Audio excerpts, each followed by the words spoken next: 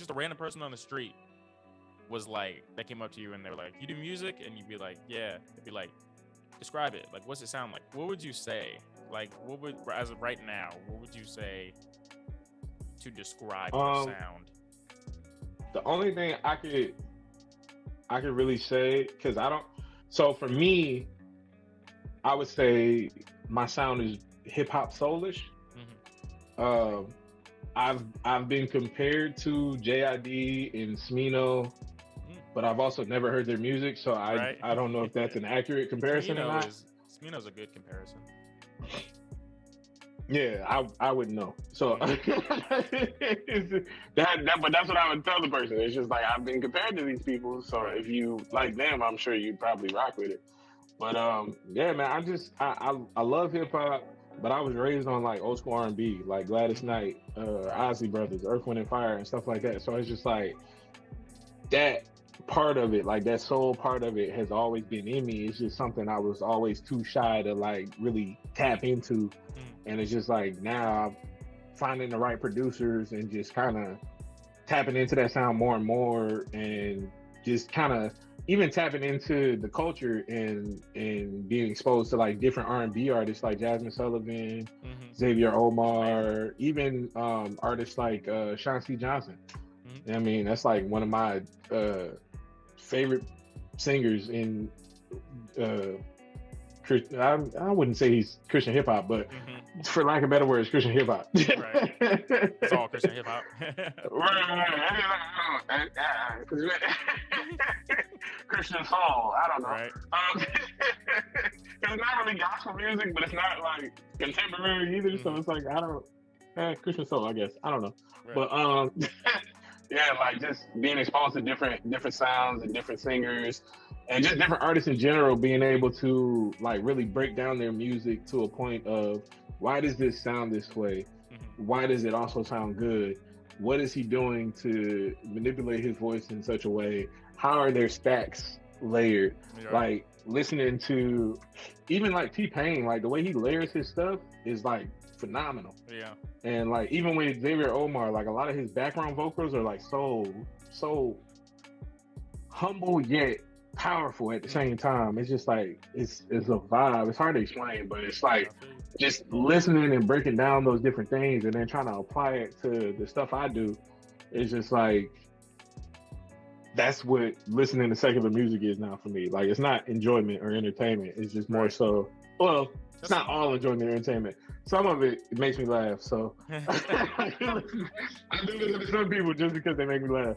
Right. But other reasons now that I listen to secular music is more so to just be tapped into the culture and to like really understand how engineers are mixing, even though I don't understand technical terms yet. Right. To just understand how engineers are mixing and just how people are stacking vocals, how they're meshing the sounds, backgrounds, and lead vocals and stuff like that, and just kind of applying that in my own sound. And so what's dope is like, since you are Christian hip hop, but it is so much more soulful. You are almost, I'm not gonna say you're in a class of your own, but there's not a lot of artists that sound just like they're like, even maybe in secular, but specifically Christian hip hop, there's not a lot of artists where it's like, that's why I named you the other day when someone was like, name some indie guys that have a unique sound, because it's like, I can't really name a couple other people that sound just like you to be like, oh, it just sounds like everybody. So I feel like there's only one person. There's only one person that I've met, which I credit my sound now to this person, because had I not been introduced to this person, I would have never known that making the type of music that I make now would have been possible. Right. And that's Bartholomew Jones. Oh yeah. The coffee black dude. Right.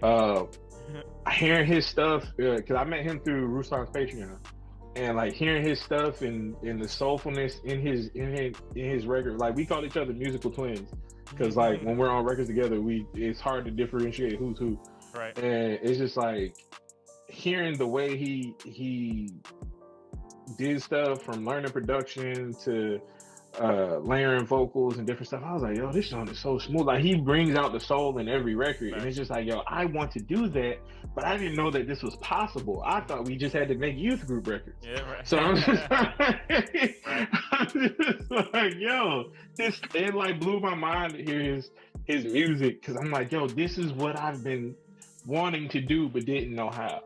Right. And so I was just like tapping in with different caliber of artists and different sounds of artists, good sounding artists that are good at their craft. It's just like it helped me to realize that it's not just youth group music. It's